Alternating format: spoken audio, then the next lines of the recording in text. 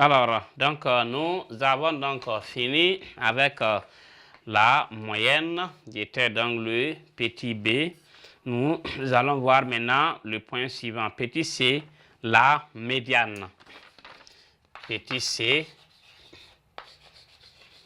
la médiane. Donc ici, la médiane, c'est la valeur de la variable qui partage la population en deux parties des mêmes effectifs. Donc, d'où le mot médiane. Voilà, donc ici, c'est la valeur de la variable qui partage donc la population en deux parties. Donc la médiane, c'est la valeur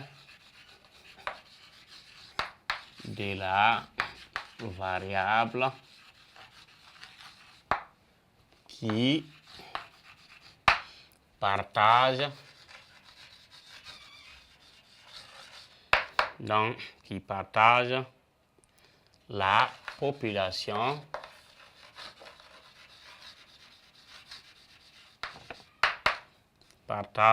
la population en deux parties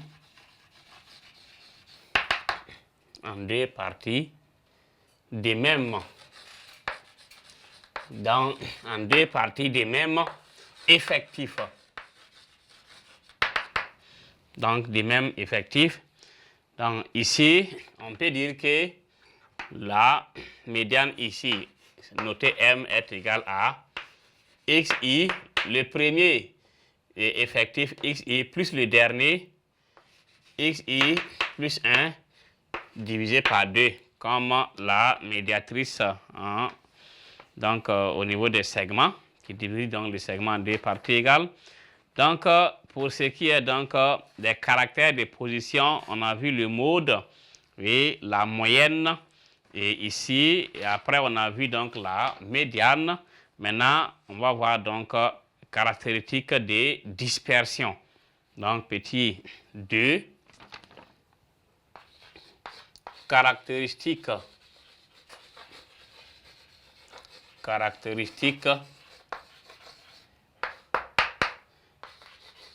de dispersion. Donc, caractéristiques de dispersion, ici, on va voir ce qu'on appelle la variance et l'écart type. Donc, ici, on va mettre 2 points. Variance,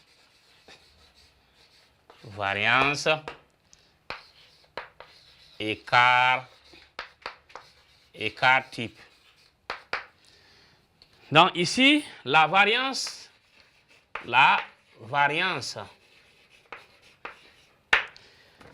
d'une série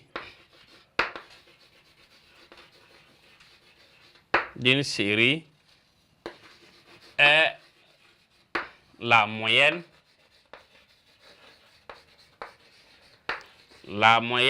des carrés des écarts, donc des écarts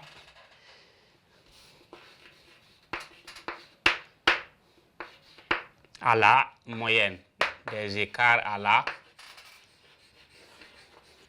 la moyenne.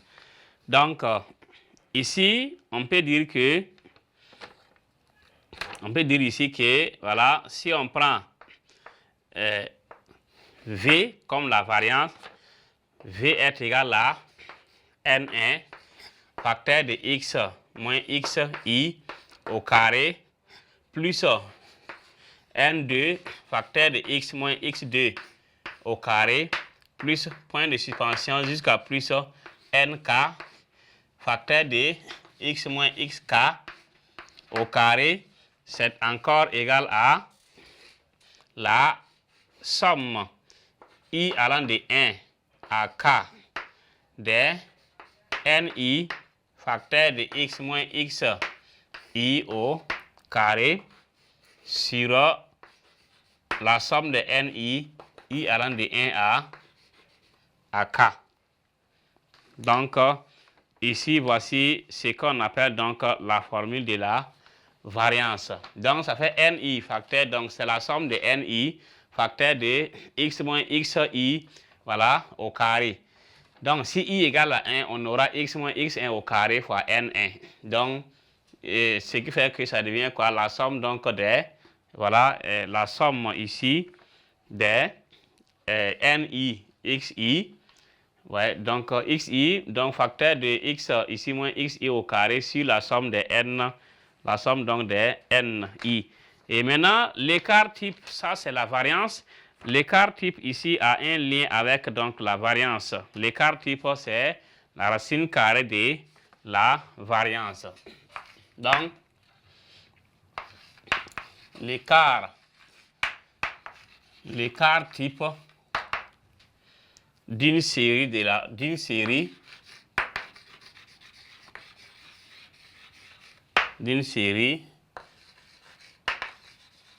est la moyenne quadratique.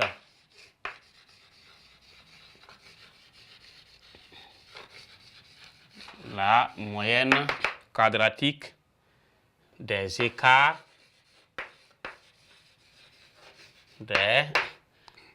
des écarts à la moyenne. Des écarts à la moyenne. C'est la racine carrée.